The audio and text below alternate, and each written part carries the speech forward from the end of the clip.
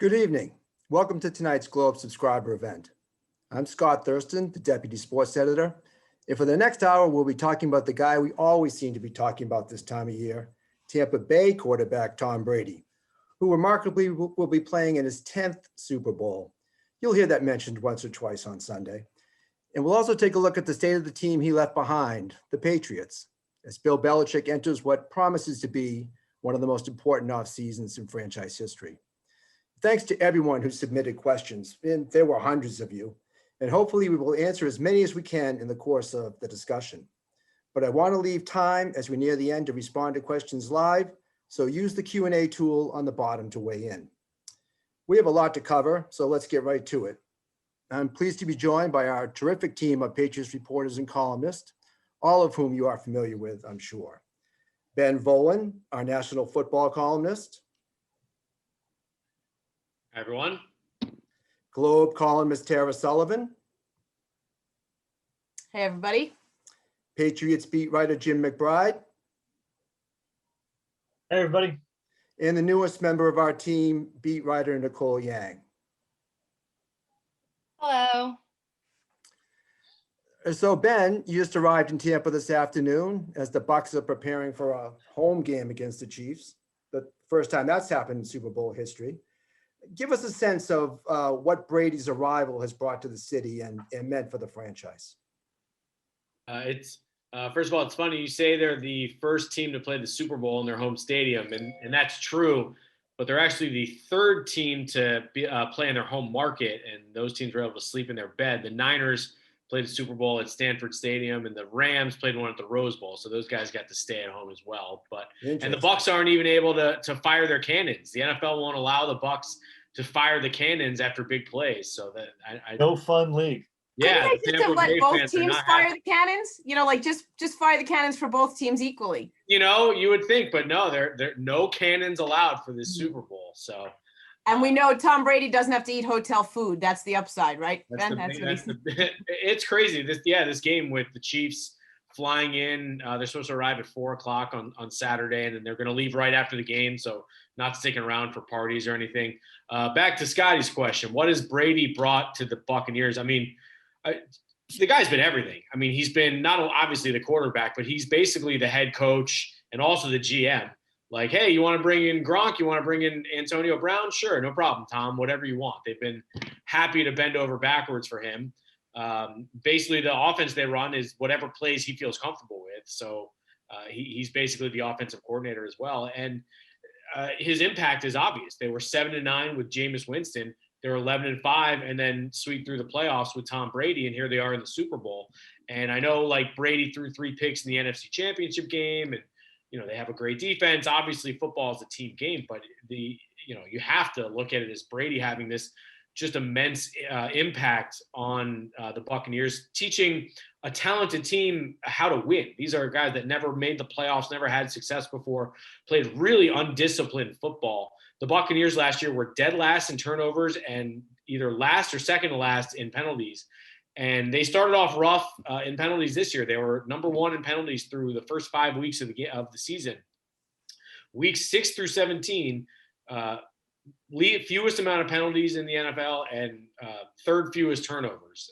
So that's clearly the Tom Brady effect. Just imparting on his teammates the importance of discipline and technique, and just he's the coach in the huddle. And like I said before, he's really just taught a bunch of talented players. He's taught them how to win. So, the impact that he's had on the Buccaneers is just, I mean, here they are. They're in the Super Bowl, and they hadn't even made the playoffs in 13 years. And so you have to give Tom Brady so much of the credit. Does it feel like a Super Bowl? I'll steal a line from Chauncey's column today, Tara, that they're the losingest team in the history of America's Big Four sports. Yeah, so and look where they are now. And the fact that he can bring that franchise to a Super Bowl is just incredible. Does it feel like a Super Bowl city, Ben, or is it really quiet? I'm curious what it's like down there. So it is quiet for sure, but it's also Wednesday. Even in a typical Super Bowl week, it doesn't really start to heat up till Thursday and then really Friday.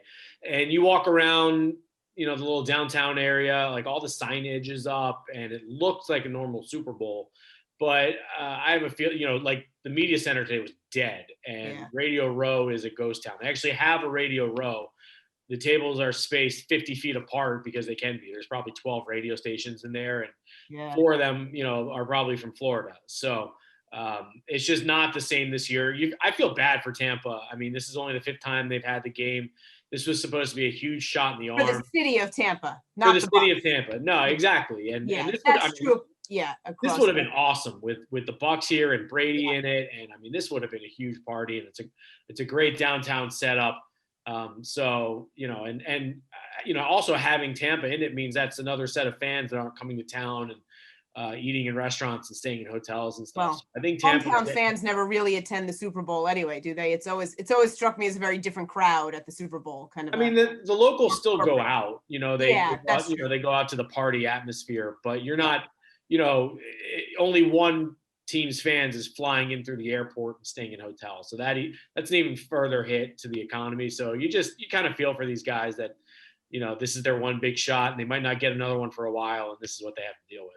Yeah, Jim, did you think that Brady was still, you watched him so much of his career, like the Brady effect, like Ben said, is so real. Like we see that, but did you really think his skill set was still as good as it has appeared to be, at least most of the time this season in Tampa? I mean, I wrote a hot take back in late November when they went to 7-5. I said, forget the Super Bowl. This team has to worry about making the playoffs right now. Well, they sure proved me wrong. But I mean, it was a very rocky roller coaster season for the Bucs, and they did, they happened to benefit by playing their best at the right time in December in the playoffs. But I think I predicted at the beginning of the season, I think I did predict 11-5, but I thought, they'd peter out in the first or second round, lose on the road. I did not see them going into the Superdome, going into Lambeau and knocking off Breeze and Rodgers. And I didn't think Brady would figure it out so seamlessly with all these new teammates. I mean, that was always the thing in New England, that he had to put in so many reps and put in so much time with guys off the field, and he just wasn't going to get that with all of his new teammates. And, without the preseason and all that this year, and it was rough at first, but they've figured it out, and here they are. So it's just a testament to Brady, and another reason, like, I should never, ever, ever doubt Tom Brady. I mean, the guy just is incredible. I think Yeah, you're headed down that on- NFC championship game, for people who didn't get to see Brady a lot this year, was kind of a microcosm of his season. He looked phenomenal in that first half. Even that first throw of the game was vintage Brady, where he just dropped it into Mike Evans's hands. And then the second half, he threw 3 interceptions. He looked terrible. So he had been like that all season. There were times where he looked like he was on top of his game, and there were times where he looked, mortal. I thought that people that didn't get to see him a lot all season got to see, a pretty good snapshot of him against the Packers. Jim, you're headed down there on Friday, right? And Tomorrow. Tomorrow. A few questions we got from the readers was what it's like to cover a game live in a pandemic. What was the biggest difference for you? And Nicole, weigh in on this too, because you were at Gillette all season. What was the biggest difference during this time, having to cover a game live? On the road, it was very lonely. Even on the plane rides to the games, they're normally packed with Patriots fans because the team travels so well. So, and I know a lot of people had earmarked this 2020 schedule as, a lot of destination games: Seattle, LA twice, Houston, Miami as always. But it was different. There was, the press boxes were a shell of themselves. We were kind of, cordoned off, kind of like cubicles. It was like being in an insurance office. There wasn't a lot of noise. I remember thinking that first game in LA, because there was 2, there was Sunday and Thursday. There were no press box announcements at all. I think the nearest human to me was probably a football field length away on the other side of the press box. So it was really strange. And then to not hustle down to a locker room after the game and stand and talk to different players and have one-on-ones with guys. It was really strange to be logging on and Zoom calling or, WebExing after a game when, you could see the field's right in front of you, and the locker room is just a couple of floors away, but you couldn't go. So it was kind of a strange experience. And especially with this season, with the Patriots having a losing record, it would be such an interesting and eye-opening experience to see what the locker room is like after a loss. Because in years past, like it's guys, cracking jokes, like high-fiving, like, I don't know, just having a good time. Whereas I'd be curious to see if like guys are more like sullen, or if you can actually see it, if they sort of are revealing in their body language at all. But we had none of that.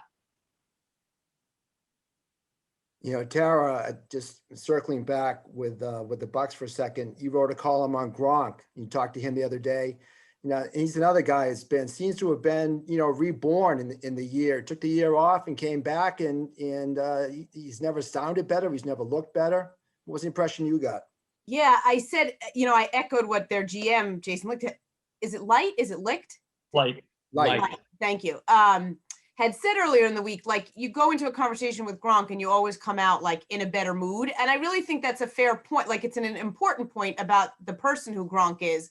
And one of the reasons he's able to meld so quickly into a new locker room, like his personality is just affable and sincere, and it just comes across as sincere. And I think for me, I found that very interesting vis-a-vis Brady, who, is just seen a little bit differently, a little more polished and much more aware of his image all the time, maybe calculating without going too far. But I mean, to me, Gronk just seems as happy as he's ever been. The year off obviously benefited him. The injuries he was dealing with at the end of his Patriots career, had slowed him down so much that last year. So he clearly looks rejuvenated physically, and appears to be mentally rejuvenated as well. I still think that exit, is almost harder to take in some ways, and retiring. And then, he didn't do the Patriots any favors. And I wrote this, he made it tough on them, waiting to announce the retirement. And then, by the time he was ready to come out playing, not wanting to play for them and leaving them in a not a good trade position. But in the end, I just think he's such a lovable lug. Like I think that the New England fan won't have a hard time rooting for him in this game, because he just gave everything he had in the time he was in New England, and he had only the best things to say about that time in New England. So I came away, I think, like you normally do with a conversation with Gronk, just kind of a smile on his face and a smile on my face, and a couple of jokes and good stories, and somebody pretty easy to root for in my book. Maybe the most genuine guy I've ever covered in that locker room. I mean, he comes across as, like you say, lovable and kind of goofy, and he'll answer questions in a funny way. But as soon as the microphones and the cameras are off, he's the same guy. He'll make a goofy joke like right after they're turned off. I mean, what you see is what you get with Gronk. It's just a really genuine guy. And, next time he has a bad day will be the first time, I think. Yeah. And just great stories, Scott. Like, his mom now lives an hour away in Florida. So that's been such like this personal bonus for him to be able to drive. And he talked about having a day off this week and driving there, and how his mom is just the greatest. And she packed him, lunches and food to go, just like she did when he was growing up. And he talked about growing up and raising all these crazy boys and how she managed to get them everywhere. And, it's hard not to relate to that, I think, for anybody. And I think that's one of the things Gronk has done as well as anybody who's passed through the Patriots locker room over the years, is just sort of be an every guy. He's just sort of a normal guy from a normal upbringing. And I think people can relate to that. And what Jim said is so well put. The microphone turns off and he's answering it the same way. He's having the same conversation, or he's going out in the hallway, to meet with certain fans or military people or whoever it might be that are at a game. Just pretty good guy, I think. Is anyone surprised that he hasn't seemed to have received the blowback from Patriots fans that Brady received? He retires, then he says he's not coming back, and then suddenly he resurfaces in Tampa, and Patriots fans don't really seem to hold that against him. They root for the guy, but in a lot of ways, you could see where he did hold them up, and it did cost the franchise a chance to bring in Jared Cook and another tight end when he retired, and now he's back. I think it's because he was always thought of so highly, and he was always in a good mood. You never saw him upset. And I think fans have that vision of him, and it was kind of hard to, project anger on him because he never showed it himself. His timing of his retirement and kind of leaving the Patriots in the lurch a little, I don't think you'll find anyone that would believe that was calculated by Gronk. I think he probably woke up that morning and was like, I don't want to play anymore. I don't care what day it is. And that was that. Like, they're certainly not like checking the calendar book, like, hey, how can I put them in the worst possible position? That's just not who he is. Even if fans aren't necessarily bothered by it, I do wonder if Bill Belichick is maybe a little peeved by how he handled it. Gronk did say that Belichick hasn't reached out to him since he signed with the Bucs. I don't know if that's normal or if that's noteworthy, but I personally was kind of surprised by that because he has heard from like other teammates and other Patriot coaches. I wondered that as well, Nicole, because in some ways it's the perfect Belichick answer. Like, hey, he's in the playoffs. We were in the playoffs. I'm not going to reach out. He's probably busy, whatever. But you do wonder because, like you said, they have heard from others. He did preface it by saying, I have a great relationship with Coach Belichick, and then said he hadn't heard from him. So it wasn't just recently. It was like since he had signed with the Bucs, like right. The entire duration of the season, which it does make you wonder for sure.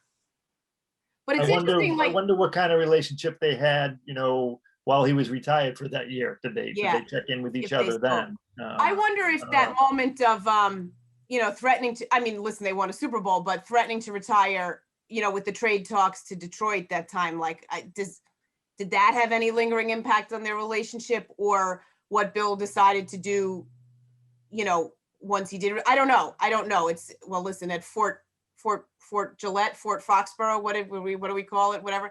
Those answers don't drip out all that often, do they?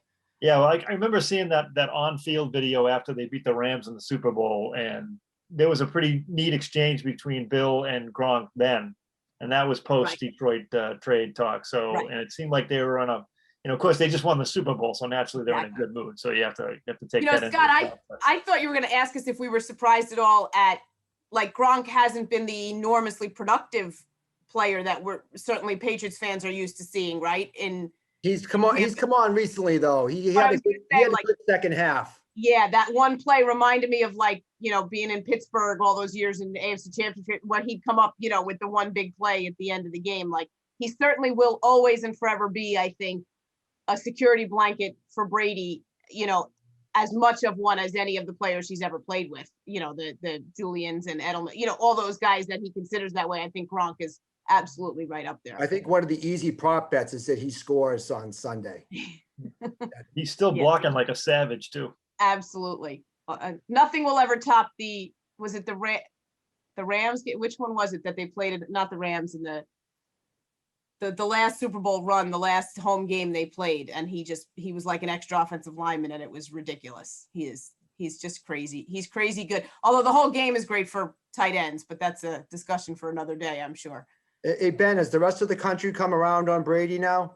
I think so. There was a great piece in the St. Pete Times the other day by Rick Stroud about how likable Tom Brady has become. Like, after the game, all he wants to do is say hi to his son, and I think he's, I wrote it in, was it today's paper? I'm losing track of the days. Just how Brady's always been very political and taking the high road, but I mean, he's really avoided any sort of like rubbing it in with the Patriots and has been very magnanimous about the whole thing.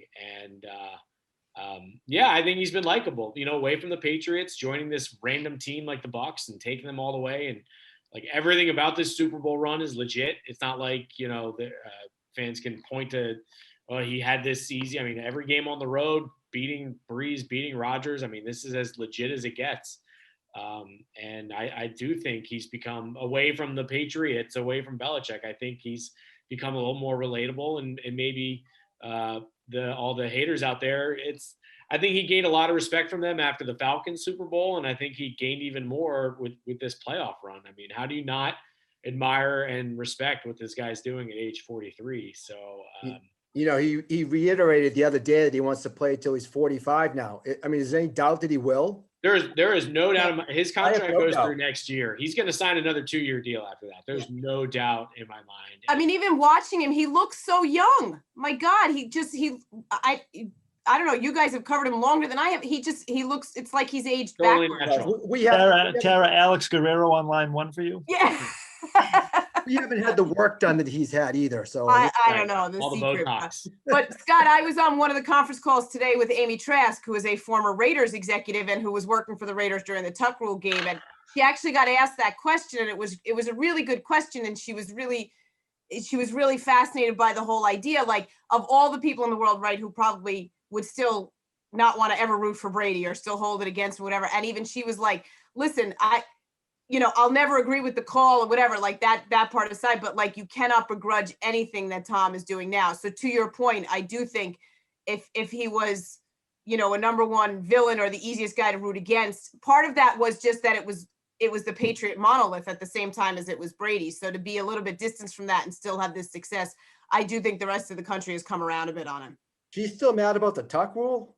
Oh yeah. I mean, that's something that will be with you for the rest. If Get you were over it. directly affected by that, I would never let that go. No, we'll never agree with it and we'll never let it go. I mean, and you can't blame him. Well, we got a lot of questions about Brady retiring. There's nobody here who expects him. He was talking today about, he's already going to get ready. As soon as this game's over, start getting He'll ready. be in better shape next year. And he felt like, they didn't get enough practice time this year. It was just kind of a work in progress. He's like, wait till next year. I mean, you can already see the video they're going to make out of this clip that he had today. So yeah, zero chance that he retires. He's got the perfect setup. The Bucs are happy to have him. They'll roll out the red carpet for him. I mean, he brought them to the Super Bowl, so he's not going anywhere, and he's going to keep playing. And it's, just strap in. We're just getting started with him. I mean, Alex Guerrero, who's probably his most trusted confidant, said last year in November 2019 that he could play until he's 47. So, and that they've been talking about that. So I think that they've been thinking about it for a while. And then obviously with how well this season went, the news is much more believable. Until we hear from Giselle, We'll reserve comment. I'll But maybe reserve comment until we warmer hear from weather Giselle. suits them all better. Who knows? They seem to be having fun on that boat down there. Yep. The Danny Amendola comments about the Patriot way is really all Brady. What to make of that, Jim? Boy, he backpedaled yesterday quicker than a left tackle trying to protect Brady, didn't he? Yeah, I thought when I read when I heard the first comments, I thought it was really kind of sour grapes in my mind for a guy to be saying that. Look, he negotiated his own contracts. He didn't have to take those cuts if he didn't want to, if he thought he could get somewhere else. I just thought, I think he enjoyed playing with Brady. I think he enjoyed playing for Bill. I think he enjoyed winning those 2 Super Bowls. And now all of a sudden for him to come out and say something like that, it reminded me a little of Dion Lewis, being, sour grapes after the Patriots basically rejuvenated that guy's career when he was on the scrap heap. So those, I didn't think much of those comments actually. So I agree with everything that Jim just said. It was a bad look for Amendola, and he just looked like a bitter X in that. But on the flip side, I've read a few comments recently from guys like Joe Banner and like Mike Tannenbaum, how important it is for organizations to separate the coach from the GM, because the GM has to be the bad guy, and the head coach needs his guys to go to battle with him every Sunday. And when Belichick's the one telling you, yeah, you're kind of slow, we want to cut your pay, like that can really, like, I think it was maybe Andrew Brandt, the former Packers guy, who was also saying, like, it was always understood he was the bad guy and the coach would be the good guy, just because the coach needed to be the good guy. So, we've seen, I mean, Belichick is just getting clubbed over the head the last couple of weeks. He's just getting crushed. And it gives me a new perspective on how much he was praising Cam Newton all season. It makes me think that Belichick was maybe anticipating this a little bit. Like, he knew if Brady had success, the Patriots are going to be viewed as this team where people don't want to go there anymore and don't want to play for Bill. So I think I tend to think he was really going overboard in his praise with Cam, to try to show people that he can be a player's coach, and that, and you heard the same from Cam, how much he loved Bill and how surprised he was. So that to me, seeing Bill get, just bashed these last couple of weeks gives me that perspective on how he treated Cam Newton this year. The thing it doesn't answer still for me, Scott, is that it's still not an either or, who was responsible for the Patriots dynasties. And was it was it Brady or was it Belichick? It's just still not an either or to me. And I think as much as Brady has separated himself in doing this separate of the Patriots and deserves every ounce of credit for that, like the Brady that signed with that signed with Tampa Bay was built in New England and was built with the help of Belichick. Like, I don't know that, listen, Tom had incredible characteristics to himself before, that got him through Michigan, that got him drafted, whatever. But to lose perspective on what Belichick has done just based on this 1 year of Brady's success, to me, is unfair to Belichick. And in some ways, Ben, what you're saying, which is such a good point about separating GM and head coach, it may look like it's hurting Belichick right now,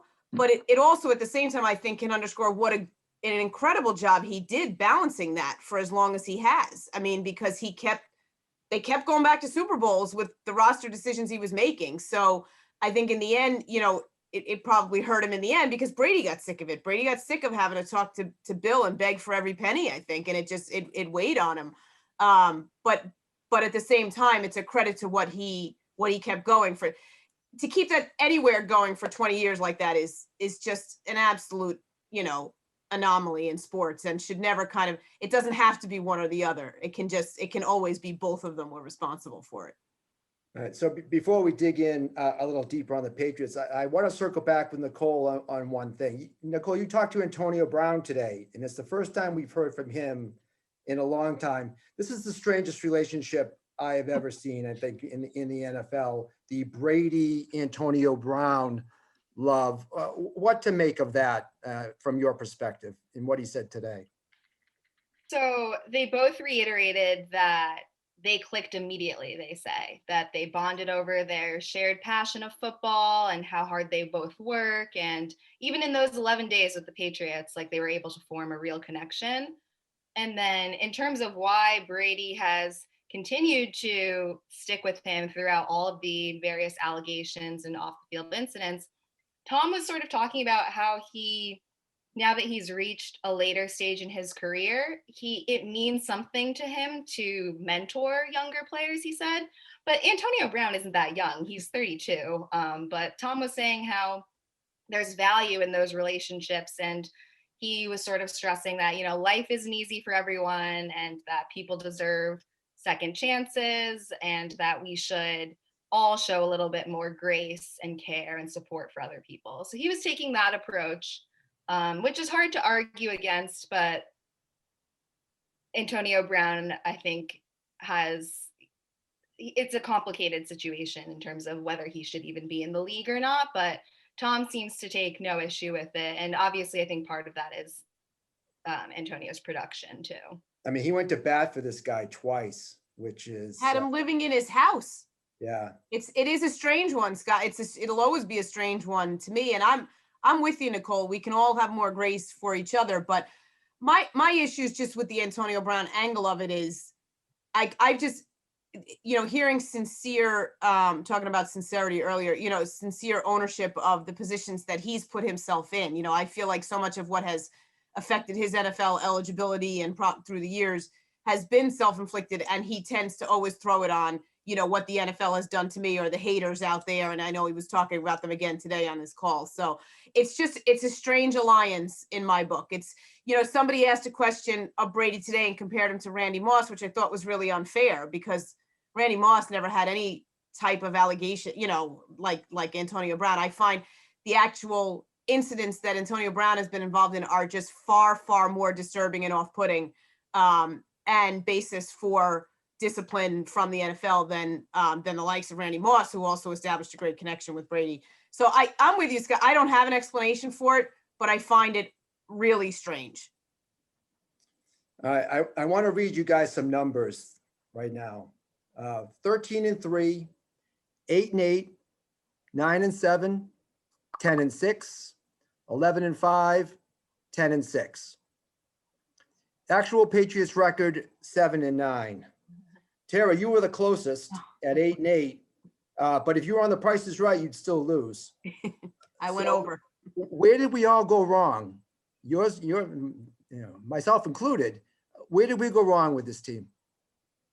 I'm going to give you a number, 19, as in COVID-19. Okay, Dr. Hightower and Patrick Chung. I think that, it certainly didn't just affect the Patriots. It affected the entire league and the entire world. But I think they struggled with those opt-outs. They struggled like everyone else that had a new quarterback or a new coach with no off-season program, with a truncated training camp. I think that, it's not a surprise to see, a guy like Brady, go deep in the playoffs and take a team, even though he was a new quarterback. He's such a veteran guy, I think that affected him, and that certainly affected our records, our predicting records. That's for sure.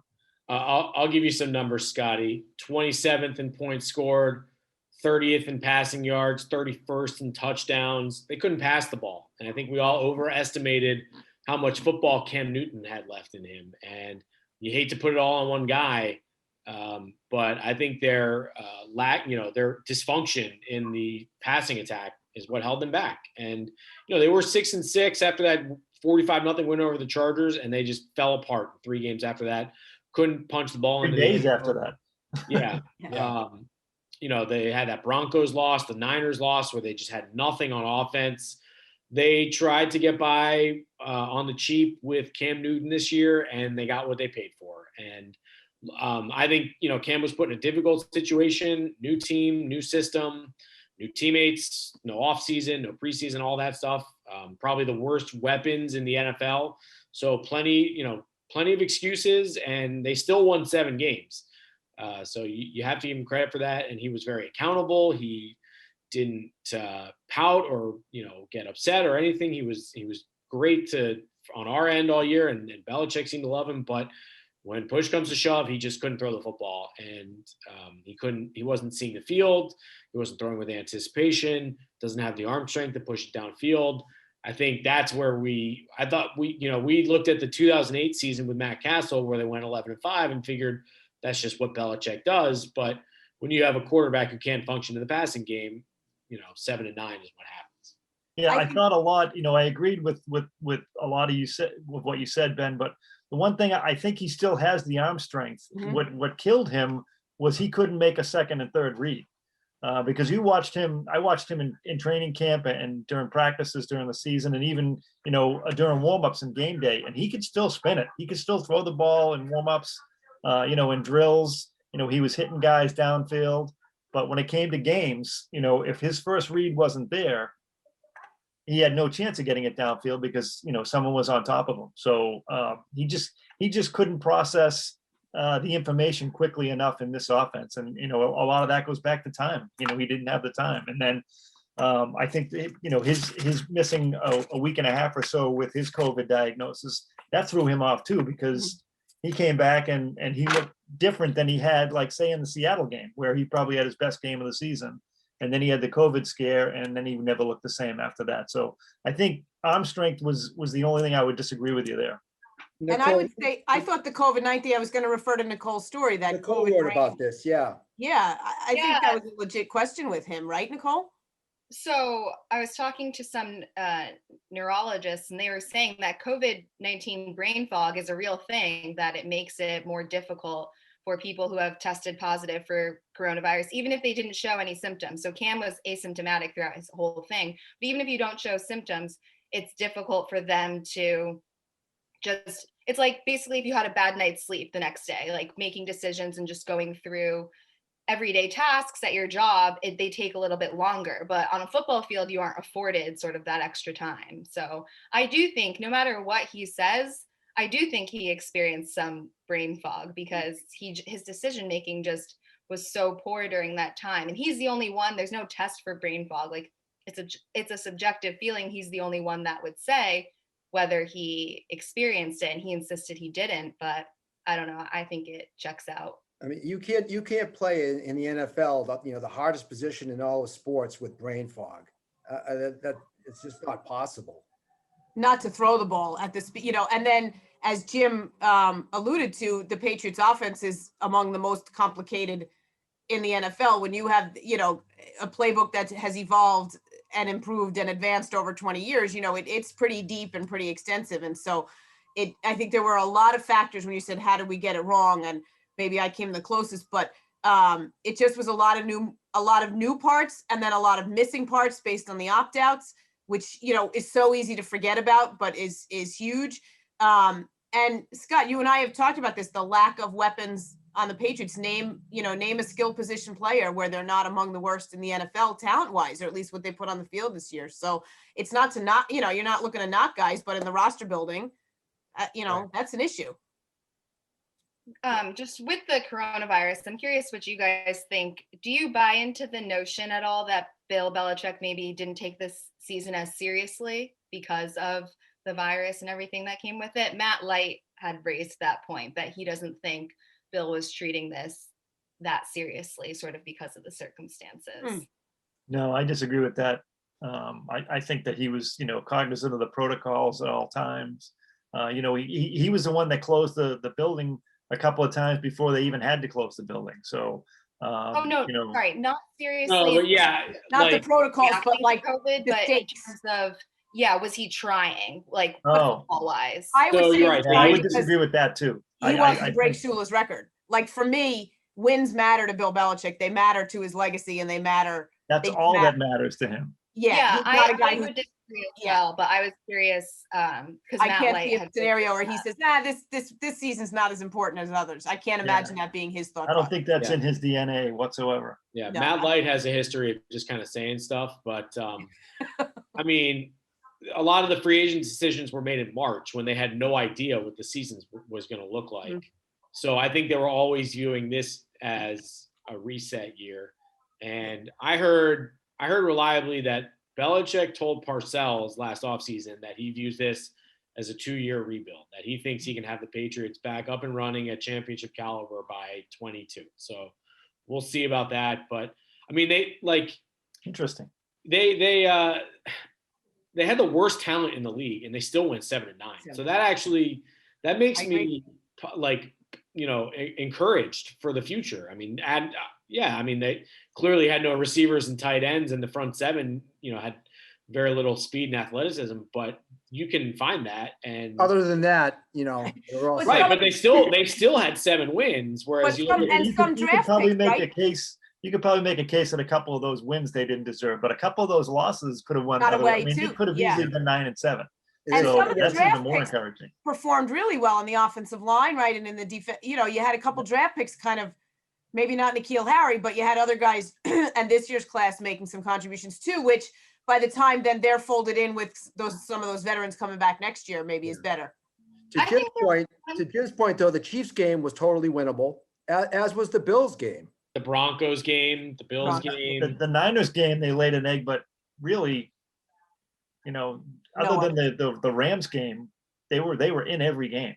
Seahawks, they could have won at the end. Yep, the Seahawks, God, they were a blip away from winning that game. It's so. There's a guy in Tampa who's pretty good at closing those games out. Well, by far the biggest question we got from everybody listening is who plays quarterback next year? Is Cam Newton coming back? I don't see it. No, I don't see it. I don't think so. I think that they, maybe as a fallback, but I think they have, other guys in mind. I don't know who yet, and it's going to be, certainly a fascinating offseason, more fascinating than probably any of us have ever seen. But I think kind of that there's probably a little truth to that Schefter report that slipped out on the final game of the season, that Jets game, where he said that they had come to an agreement that, they would go their own ways. And then, Bill kind of backed off on that. But I think they're both going to explore other things, but I wouldn't say that it's out of the question that he comes back, but I don't think that's their plan right now. No. But maybe their plans fall through. Maybe Cam's plans fall through, and they're left staring at each other at the end of this. Bill can't afford another year of like a $5 million quarterback or whatever. I mean, he's got to he'll get crushed again if they go cheap in free agency. I think the Garoppolo situation is definitely one to watch. I don't think the Niners. I don't think the Niners are total. But the problem with that is the Niners have to feel good about the backup plan, and they don't right now. So Yeah. Garoppolo is still pretty good, and 25 million Nick isn't. Mullins, the Got to backup stay on plan? the field. He's got to stay No, on the field. it's not Mullins. It would have to be, they were in on Matt Stafford. I don't think they're going to mortgage the farm for Deshaun Watson, but What they'd have about to. Kirk Cousins? Yeah, Cousins. I think Shanahan loves Cousins, so we'll see Yeah. about that. But Garoppolo, it's a great idea. And from a writer's perspective, what an amazing story that would be. You know what I mean? Yeah, Like it'd be that cool would to be see him so come back. delicious for us to write him, but he's got to stay on the field. I mean, that's the, I don't know, his history would concern me. And when it comes to trades, I think, Ben, you probably, I think it's yours that I read that they just, the Patriots are not in a great position to be making trades, right? Well, they lost their 3rd round pick, so that doesn't help. Yeah. So they it's have gonna be hard. 15 and 40 something, or They just 15, don't have a lot of 47, 15 and trade 47. kits. So those are okay. I think. I mean, Nicole, they are getting a third for Brady, right? Yeah, but that's like pick 100. That compensatory pick. So the thing with quarterback is, I think they have to draft someone, but Yeah. They're not gonna play him, though. Belichick's not just going to hand the keys over to some rookie. They've got to have a competent He won't veteran. even give them to Stidham.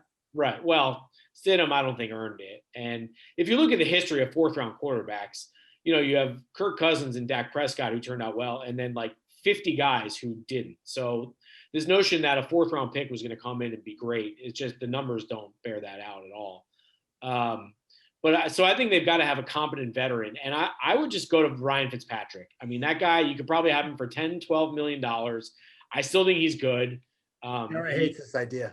Go No, ahead. I mean, I love Ryan think Fitzpatrick. It's a great idea. The Harvard guy. I mean, all of that. And I wrote it during the season. I think his story is fabulous. He just doesn't strike me as a Belichick quarterback. He's such a gunslinging kind of on the fly and so high and low. And like Belichick, all the effusive praise of Cam this year was, so like reliable and trying to do the right thing and not turning the ball over and being responsible. I don't know. So to me, I just don't see Fitzpatrick, the other, in that mold. The other part but like you look at the effect he had on the Dolphins, it was agreed almost on a the Brady-like effect. Definitely, I get that part, but then that's big. I mean, that's big. To me, the other part of the equation is like you just went through a year where you're trying to plug a veteran guy into a new offense that we know is complicated and it takes time to get up to speed. And you spent this time with Cam doing it. Now you're going to do it again with a guy who's clearly a bridge, is only maybe a 1-year guy. So will he get up to speed fast enough? Now he's done it his whole career. He's been all over the place. So he knows how to learn a new offense, but yeah, if anyone's going to absorb that playbook, it's going to be a Harvard guy. The Harvard guy, exactly. He went to Harvard. In case people missed that, he went to. But all right, people want to know about Stidham. Any future? Thumbs Nicole, down. what do you think? I think that they were really turned off by the fact that once they signed Cam, Jared kind of stopped competing. I think that's kind of the notion it was, and they would have loved to have seen him push Cam a little harder in camp. He did get that hip injury early on in camp, but when he came back, he never really.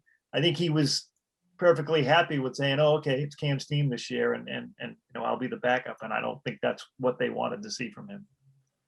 And that's exactly when the coaching staff sort of changed their tune when talking about him. Like pre that moment in training camp, I feel like they were praising him and saying that it was a real competition. And then ever since, they've just been like, yeah, Jared's fine. Like they don't praise him to the lengths that they praise Cam. In any chance at all that Nick Caserio trades Deshaun Watson back to his old buddy? What's he going to get in return? Yeah, I mean, I don't see Belichick mortgaging 4 number 1 draft picks or whatever, and Yeah. they don't have a quarterback to give him either. So I think the optics would look horrible for Caserio to go down to Houston and then trade away the most popular player in franchise history to his old team. But by the same token, if the Patriots had make the best offer, but like Ben says, they're not making the best offer. They're not going to mortgage. I like these Stafford reports the other day. The Rams offered 2 1s plus Jared Goff. The Panthers offered the 8th pick. The Patriots offered a 2nd rounder. That's just perfect. And like, would Watson remember, Scotty? I mean, Watson has his no trade clause, and he clearly has been unhappy with all the New England. With Caserio getting that job, we know what the situation is down there. It would be tough for me to imagine, not unlike Stafford, I guess, but wanting to be traded to to New England. I could. He's the prototypical guy, right? If Bill Belichick could, when he talks about Watson during the season, I couldn't get over how many times he used the word complete, which he didn't use very often when it came to describing quarterbacks. He loves Deshaun Watson, but I don't see any way that either Watson then would he went want to out. come. Then he went out that Sunday, and played probably his best. I mean, he had a tremendous Best year, game but of the year. his game against the Patriots, he Was- was unbelievable. Some of the throws he made, being there in person and seeing some of the receivers he was targeting, it was like, well, he's not even open, and he would just throw them open. He's a guy worth mortgaging the future for, but the Patriots will not be that team. Yeah, I don't think it's going to be them. I don't know who it's going to be. So we got Ben with Fitzpatrick, Fitzpatrick and a rookie. Nicole. Nicole, They're definitely going to draft a quarterback, but I don't think whoever they draft will be ready. So I guess my best guess would be Jimmy Garoppolo. Yeah, that's what Chad Finn said. I did a call with Chad Finn the other day, and he thought Jimmy G. Jim, But I don't. If you trade for Jimmy, I don't think you draft a quarterback too, because it's like the minute that Jimmy throws an interception, everyone's going to be saying play the rookie, play the rookie. Like I think you either do Jimmy or rookie and like a seat warmer. I don't think Jimmy's a seat warmer. Jim, what do they do? So these are all hypothetical situations, right? Absolutely. I think Deshaun Watson ends up with the Jets and Sam Darnold ends up in New England. Yeah. I don't know if he comes directly to New England or if he goes through Houston, but I heard people referring to Sam Darnold as a project. He's not a project. He's a product of a bad organization. But this guy was probably the best quarterback in the draft. I know he didn't go number one, but watched him a lot in college, and I think he's going to be a good pro. And if you tie him to Josh McDaniels for the next 5 years, I like the way that sounds.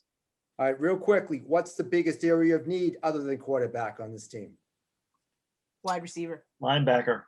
Front seven. Got to get that front seven back. They need a speedy linebacker. They need some more speed in the front fours, like just the front seven in general. That Watson game, he just ran circles around them, just really To exposed. that point on the front seven, Butler's unrestricted, right? Dietrich Yeah. Wise is unrestricted. Lawrence Guy is unrestricted. Yep. I mean, there's they have a lot of cap money, but a lot of that cap money could get chewed up by in-house guys if they choose to keep those guys.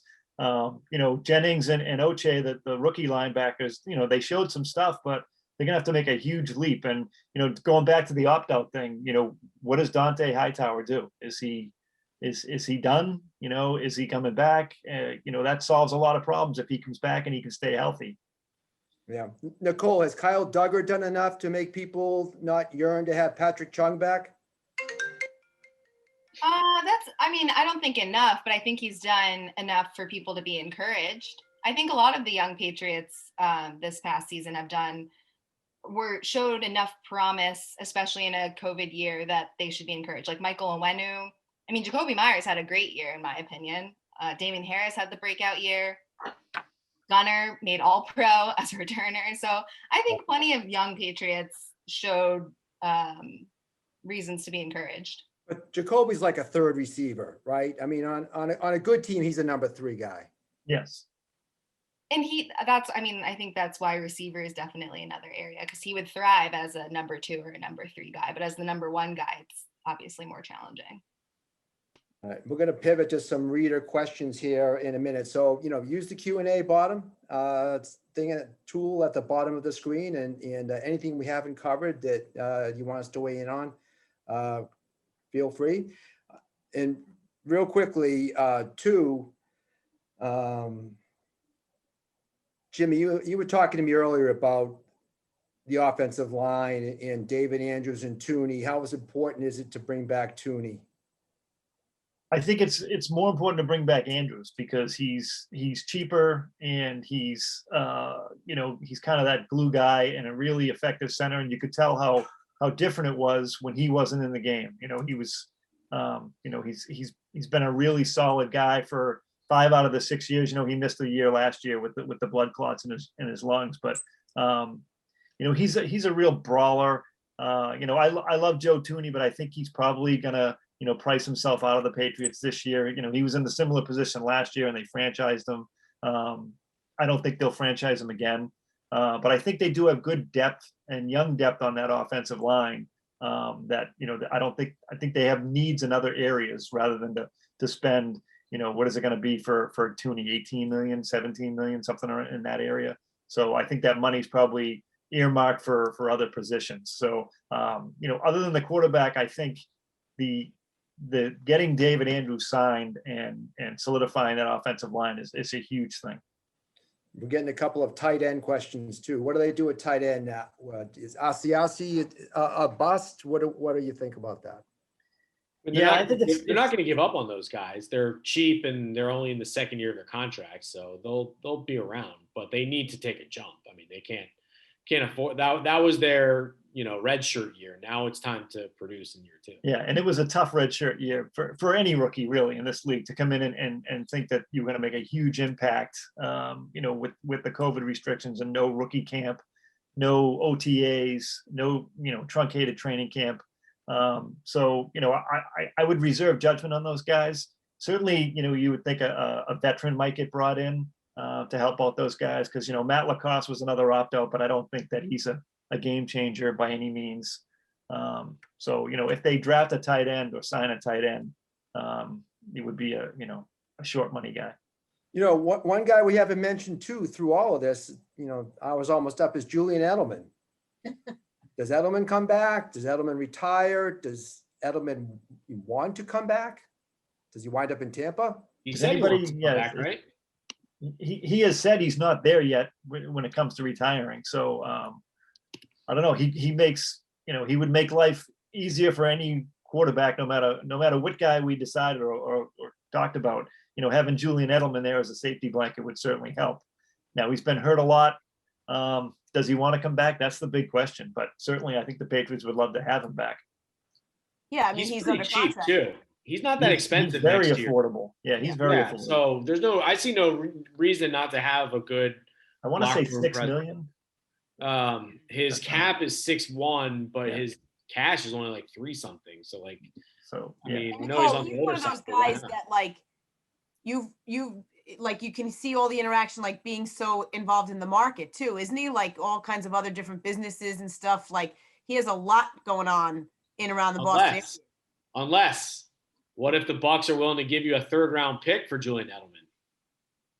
Right. Yeah, you might. I mean, Right. And but then like, I think he's you such should a take it. bargain and such high production. He'd be a tough one to part with. I mean, he's a tough one to give up because of what he's accomplished at that price.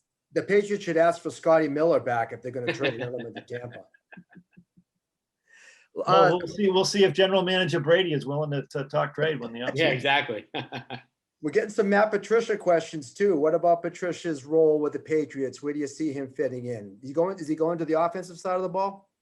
I think he goes anywhere where Bill thinks he's needed. I think he could be working with the offensive linemen one week, the next week he could be working with the linebackers. He certainly, his pedigree is on the defensive side of the ball, but he played offensive line in college. He worked with Scarnecchia when he first came to New England. I think that, wherever they think they need coaching up, I hate that term, but you know what I mean? I think that Bill will send him. Look, the safeties are struggling. We need help here. We need help at tight end. I think he's going to have a very all-encompassing job. He's a trusted source for Bill. I'd be curious to see where he is on game day. When he was a coach with the Patriots, he's always on the sideline. But I've heard rumors that he might fill some of the Nick Caserio role on game day, where sitting in the press box, looking through the binoculars. Hey, it's 2nd and 7 on the 37. They're bringing in an extra nickel backer. I mean, that Nick played a valuable role on game day, just helping Belichick and McDaniel stay organized with everything. So I wonder if Patricia will be in the box, helping fill some of those roles that Caserio did. Yeah, I could see that for sure. N'Keal Harry salvageable? Who wants it? I see a lot of head nodding. Yes. It's worth a shot. But yeah, I mean, they have no choice but to find out. I don't know what to tell people. We can't make him better ourselves, but they're not giving up. I mean, he's got to be better. He shows flashes. Yeah, he showed some flashes during this year. So, I think sure they've showed confidence in him. I mean, maybe the light bulb goes on in training camp this year and he becomes an all-world guy, but he just hasn't showed it yet, but that doesn't mean he won't. And I know people's patience are certainly going to be a little thin when it comes to a first rounder not producing his first 2 years, but I know the Patriots haven't given up on him. So, I guess Scotty, yes, is the answer to your question. Yes, I think the he's answer. healthy. All right. One question we're getting: rank Brady among the pantheon of Boston greats. Where does he rank? Right below Bobby Orr. Right below Bill Russell. Right below Bill Russell. Okay. I put Brady. I'm not the expert here. I didn't grow up in Boston. So I don't have the affection like towards Bobby Orr that Beansy does. But like to me, I mean, Brady's the king because of the era that he's doing it in. I mean, no offense to Bill Russell, but like how many NBA teams were there back then? Like 8, and they all wore short shorts. Hey, those are back. Don't They let Shaughnessy hear you talk like that. All right, Nicole, is Brady first? Yeah, I mean, also as someone in my 20s, I feel like that makes the most sense for me, just as a fan. All right, I need a quick Super Bowl prediction from all of you. So Kansas City -3, and this is a rematch from week 12, which was also a 3-point Kansas City win. The Bucs scored 14 points, I think, in the fourth quarter to kind of make it close, but it really wasn't that close. What happens this time around? I think Bruce Arians lets Coach Brady coach up the defense, tells them, hey, take a page out of the Patriots playbook, bracket Tyreek Hill with a receiver with a cornerback and a safety, knock the hell out of Travis Kelce on the line, and the Buccaneers win 24-14. Oh, I like that. Well, I know whatever I pick, the opposite will happen. Let me write this down then. Yeah. I think I am going to pick the Bucs. I really do want to pick the Chiefs. They're unbelievable, but all the focus is on Brady. But the Bucs front four is giving me strong Giants 2007 vibes with Shaq Barrett and JPP coming off the edges there, or like the 2015 Broncos, with Ware and Von Miller. Like they just dominated Aaron Rodgers, and they're facing a Chiefs offensive line that has, I think, only one original starter still in the lineup from the beginning. Yeah, both tackles are out. Both tackles being out. Yeah. So I just tend to think like JPP and Barrett might feast, and so yeah, I'm again take everything with a grain of salt, but I'm going Bucs in a close one here. All right, Tara. I was going to defer to Nicole I'm so waffling on this one because I have picked against Brady this entire playoffs and he has proved me wrong every time. So I'll probably just stick with it. I think maybe, Steve Spagnuolo being the defensive coordinator with the Chiefs, and he's done it. He's beaten Brady in a Super Bowl. He knows now personnel, I know, is part of the package, but I just think Mahomes, Ben, your point is so strong about that front four, but Mahomes is the best I've ever seen at evading pressure. So I'd probably go Chiefs in a right at that line of 3 points or so. Nicole? I feel like, do you remember that clip from Super Bowl 51 against the Falcons? And they were up big, and on the sideline, Mohamed Sanu and Taylor Gabriel are talking and they're getting all excited, and then Taylor Gabriel goes, "It's Tom Brady though." And I feel like that's just my answer to these things. Like totally. It's Tom Brady. Like, yeah, if it's close in the fourth quarter and Brady's got the ball at the end, that's where I think, and I like the over. I think the over under is 56. And I'll add one thing. Like Brady has started slow in a lot of these Super Bowls. If he starts slow Sunday, sayonara. Yeah, what's the stat? Does he have a first quarter touchdown? I don't think he has a first quarter touchdown. I don't think he does. And if he doesn't do that, the Chiefs just score, right? That would change my mind in a hurry. They score and score and score and score. So they won't be kicking field goals. No, I think it should be a good game. For all those years when we suffered through some blowouts, and I hope I'm right, but it should be a really entertaining game. Yeah, Scotty, be careful with that over, man. Everyone's going to be playing the over with these two quarterbacks, but you got a couple of good defenses too. That is true. Be careful with that over. That is true. So I'm getting some DraftKings questions here too. I can't give you a lineup, but just make sure Travis Kelce is included in it. That's all I'll say. Make sure, don't fill out a lineup without Travis Kelce in it. Hey. But anyways, I want to thank everyone for joining us tonight. This has been a great hour, and thank you to all the readers and our subscribers, our great subscribers. Thank you for all of your questions. And just a reminder that this event is recorded and will be sent out to you. So, give us some good feedback, and we'll be sure to do this again because we all love talking football. So everybody, Great to Thanks, see you. everybody. everybody have a great night.